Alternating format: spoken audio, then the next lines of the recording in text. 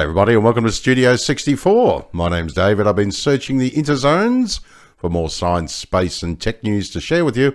Came across this over at the Guardian.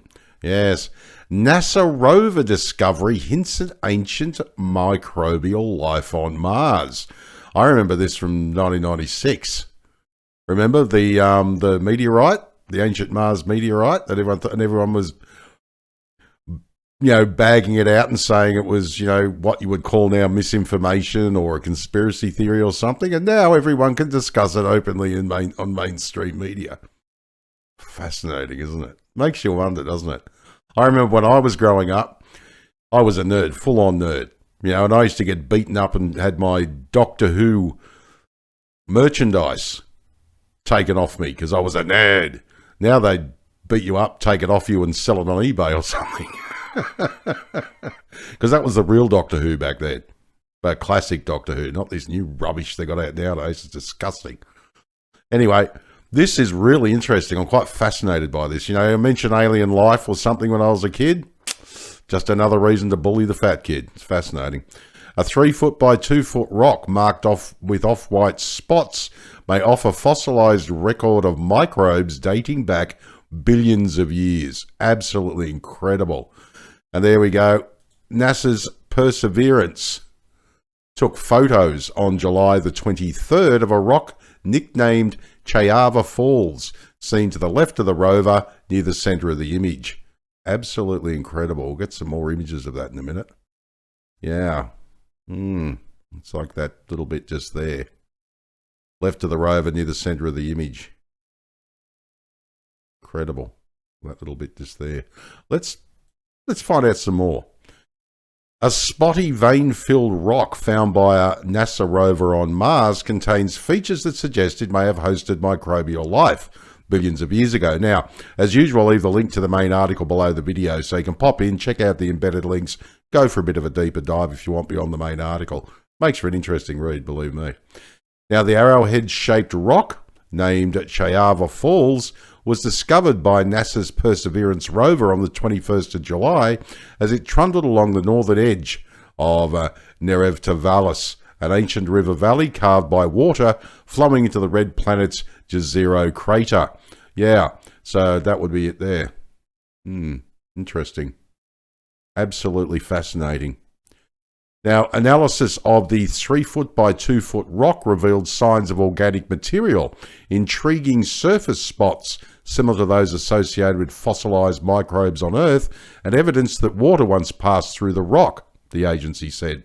As I say, I'm not a scientist myself, but if there are any astrogeologists, astrobiologists out there, biologists in general, please, geologists, anybody who knows more about this kind of stuff, please feel free to comment, because we're trying to build a community here for sharing science, space and tech news, because I just love it. Ever since I was a kid, just been right into science.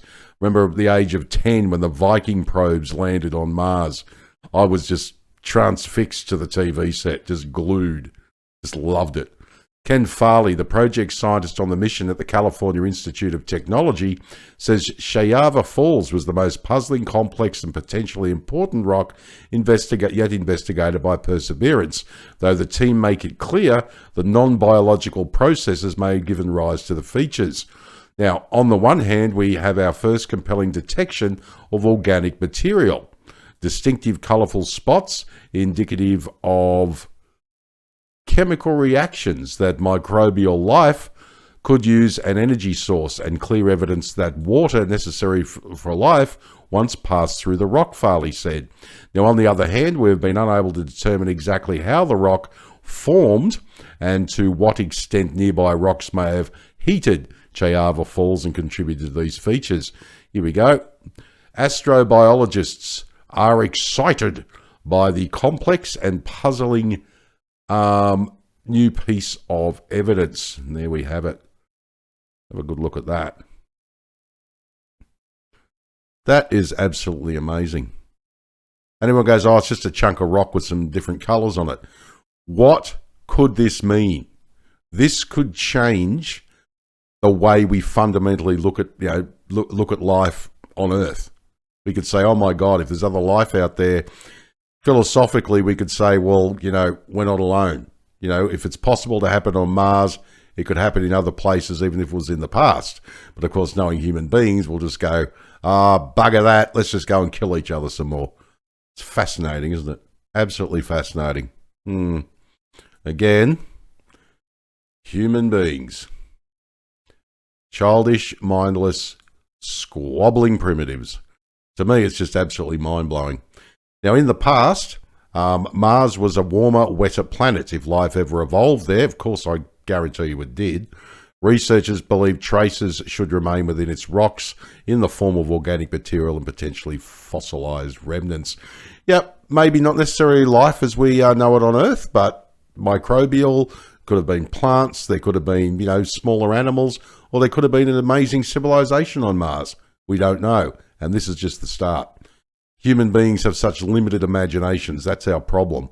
That we can't see beyond what we already have in our knowledge, of what we have at the moment. And you can see that because, even just a few decades ago, me doing this at home and putting a video up for the world to see would have been very expensive and very impossible for normal people to do because you'd have to have satellites and everything else in it. Now, you can just go to your laptop, you connect it to the interzones, create a video and put it up there. So in the space of just a few decades, we've gone beyond that mindset. Looking at this, surely to goodness, it can expand the limitations of our mind. But human beings being what they are, somehow I doubt it. Scans of the Shayava Falls rock by Perseverance's Sherlock instrument suggest it contains organic compounds such as carbon-based molecules. Such carbon-based molecules are regarded as the building blocks of life, but could also be produced by non-biological processes. Again, a possibility. I like to be open-minded and think, wouldn't it be great, if there was some life on another planet? Doesn't matter how ancient it is. Fantastic. Large wide veins of calcium phosphate run along the rock. Between them are bands of reddish material, likely hematite, one of the iron oxide compounds that gives Mars its rusty colour. Closer inspection of the bands revealed dozens of little leopard spot-like features. Each of the off-white spots is surrounded by a black ring containing iron and phosphate. Love it if we could see some cave paintings on Mars or something like that, or paintings on the rocks like we have down on Earth that were done by a previous civilization. That would be absolutely amazing. But of course, even from my knowledge of the rovers on Mars, we've only mapped like this much of the entire planet. So, anything's possible, plus the fact that NASA could be going, oh, no, they're not ready for that yet. As I say, just keep an open mind. You don't have to be completely taken in by everything, but it's good to keep an open mind. David Flannery, an astrobiologist at the Queensland University of Technology in Australia, hooray, and member of the mission, called the spots a big surprise because on Earth, similar features are often associated with fossilised record of microbes. Wow. White spots can form on the rocks through chemical reactions involving hematite, producing iron and phosphate as well as the energy that microbes could live on. Now, while the features are intriguing, nothing seen yet appears to be an actual fossilized microbe. If not, that's great. We could be getting closer. At least we know what to look for and how to look for it, if you know what I mean. Just because you haven't found it yet doesn't mean it doesn't exist. Researchers are desperate to get their hands on samples for more thorough investigation, but NASA's plans to return to the Mars rocks to Earth have run into difficulties. And yes, there's the little link. It's always due to budgetary constraints, isn't it? Yes, we've got enough money to blow everyone up on the planet, but we haven't got enough money to bring back some rocks from Mars. Fascinating. The agency's Mars sample return mission is over budget at $11 billion US or 8.5 billion British pounds, and badly delayed with no prospect of bringing rocks back before 2040. NASA is looking for companies to return Mars samples sooner but at a lower cost. Really? No prospect to bring them back before 2040? I thought we'd all be dead by that time by climate change. Fascinating. Yeah, this is what Mars sample return is all about. We have never seen anything like this before from Mars, and not in our Martian meteorite collections, not with Mars Science Laboratory or other landers, said Professor John Bridges, a participating scientist on NASA's Mars Science Laboratory mission at the University of Leicester.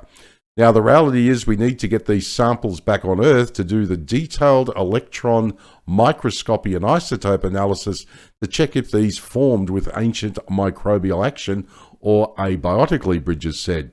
Now, Professor Charles Cockle, an astrobiologist at the University of Edinburgh, said, although these features don't provide unambiguous evidence of life, they do confirm that Mars was a very dynamic planet with all the ingredients for life, including organic carbon. Yes, I'm personally of the belief that Mars was an Earth-like planet many eons ago. Yeah, interesting. We need to bring back samples, or in my view, even better, send humans to find if we are seeing the signatures of life. Absolutely amazing. Professor Monica Grady, a planetary and space scientist at the Open University, said, "This is really an amazing looking rock. It makes my mouth water just to look at it." Oh, once you get a sandwich, honey, that usually makes God, you're a dickhead, David. Yeah, I don't blame her, though. It gets me all bloody excited down in my nerdy nether regions. But then again, my personal life is no concern of yours, yes. Now, the combination of different types of minerals arranged the way they are reminds me of some of the textures found in ancient terrestrial rocks, where tracks of burrowing worms are preserved. Obviously, I'm not saying that they were burrowing worms on Mars, but I can't wait to see what else Perseverance uncovers in this part of its exploration. I love that, how they say, oh, I'm not saying this and I'm not saying that. No, that's fair enough, I guess. But yeah, there's nobody will step over that line and say, look, you know, this is what it is. Now, I know we need more evidence, but when is somebody going to do that? You know, I mean, this to me is one step on the road. I understand, but come on, there's got to be a time when, you know, we can say, look, this is definitively proof that there was life on Mars, and therefore life on other planets is definitely a possibility, or definite at one point, and out in the universe there must be other planets with the same thing. Yeah, I don't believe we are alone, and I don't care what anybody says. I really don't. I don't believe we're alone in the universe. And the only reason the aliens haven't come here, it's not due to distance, it's not due to the fact they don't exist, it's due to the fact that human beings are the Jehovah's Witnesses of the universe, and the rest of the galaxy is pretending it's not home. Can you imagine all they got to do is tap into some of our bloody Netflix streaming series, and they'd go, oh my God, I'm not going there. Oh dear Lord. You know, no, what's this Real Housewives? What the hell's that? I wouldn't come anywhere near us either. Fascinating. All right, well, my name is David. Thanks for joining me for another Studio 64 Science, Space and Tech News update. I shall see you in the next one. If you enjoyed this video, please like, share, subscribe. I'd greatly appreciate it. And if you're up for it, drop a comment down below the video, because I'd love to hear what you think. All right, take care. And as I always say, if you can't be good at it. And as I also always say, I'll be back.